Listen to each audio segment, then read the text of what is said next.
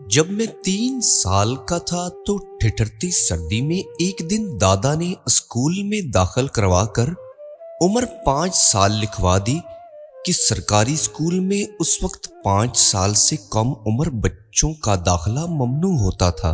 जबकि मेरा यार जुम्मा गुल अपनी माँ की गर्म गोद में बैठकर चाय और पराठे ठूंसता रहा। मैं टाट पर बैठकर सुबह से दोपहर तक अलिफ से अल्लाह और बे से बकरी के राग अलापता रहा। जुम्मा गुल गले में गुलेल डालकर गांव के दरख्तों में परिंदे मारता रहा।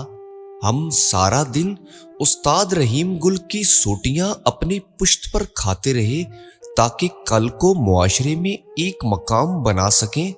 जुम्मा गुल अपने बाप के कंधे पर बैठकर गांव के मेले लूटता रहा।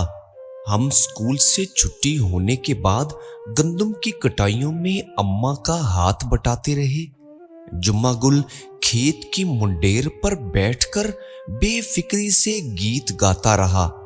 हम जब आंसू भरी आंखों से जुम्मा गुल की तरफ देखते तो दिल का हाल जानकर अम्मा बोलती, बेटा तू एक दिन बड़ा अफसर बनेगा और जुम्मा गुल जैसे लोग तेरे नौकर बनेंगे।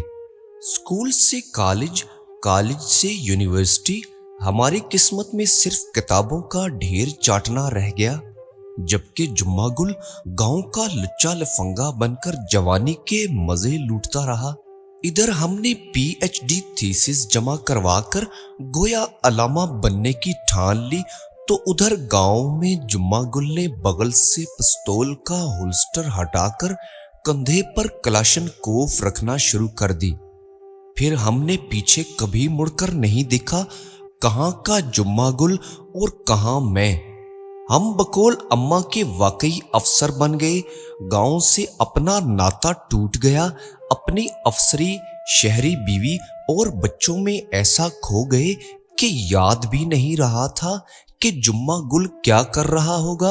अम्मा की बाकी सारी बातें बिल्कुल सच साबित हो चुकी थी। बस कभी कभार उनकी ये बात दिल के दरवाजे पर दस्तक देकर बेचैन कर देती कि बेटा जुम्मा गुल तुम्हारा नौकर बनेगा। शायद अम्मा की बात से ज्यादा ये खुद की एक ख्वाहिश थी जो शऊर से लाशऊर तक का फासला पाटते हुए तहत शऊर में पंजे जा गाड़ बैठी थी। फिर मैं कैम्ब्रिज में पढ़ते अपने बच्चों को हर वक्त यही राग सुनाने लगता कि बेटा मेरी तरह बनो, जुम्मा गुल मत बनो। मेरे बच्चे मुझसे पूछते कि पापा हु इज जुम्मा गुल। मेरा ये जवाब हमेशा होता कि मेरा नौकर। सालों बाद गांव जाना हुआ, बीवी बच्चे साथ थे।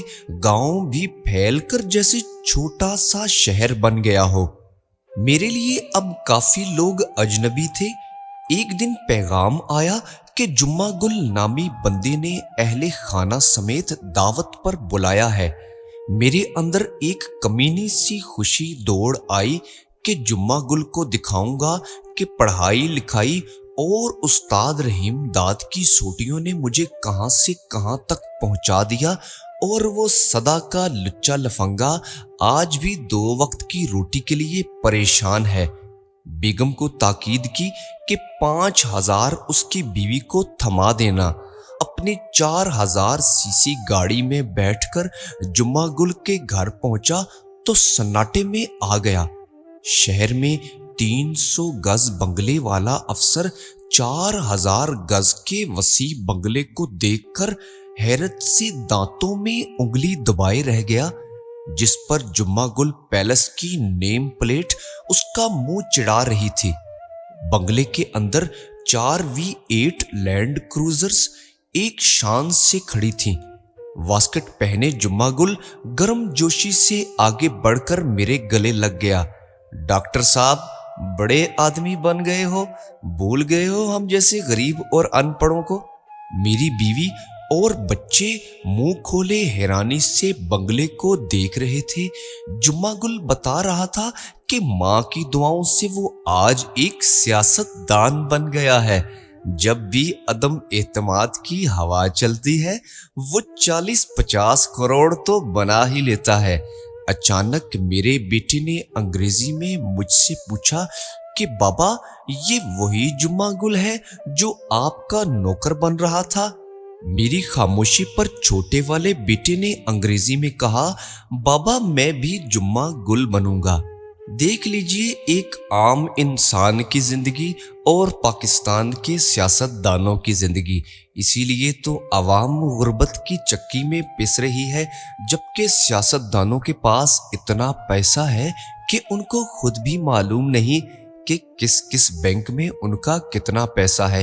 गरीब अवाम पाकिस्तान में मरने के लिए बैठी हुई है और हमारे सियासतदान यूरोप में बैठे हैं, दुबई में बैठे हैं और अपनी अमीरी और अपने पैसे के मजे लूट रहे हैं।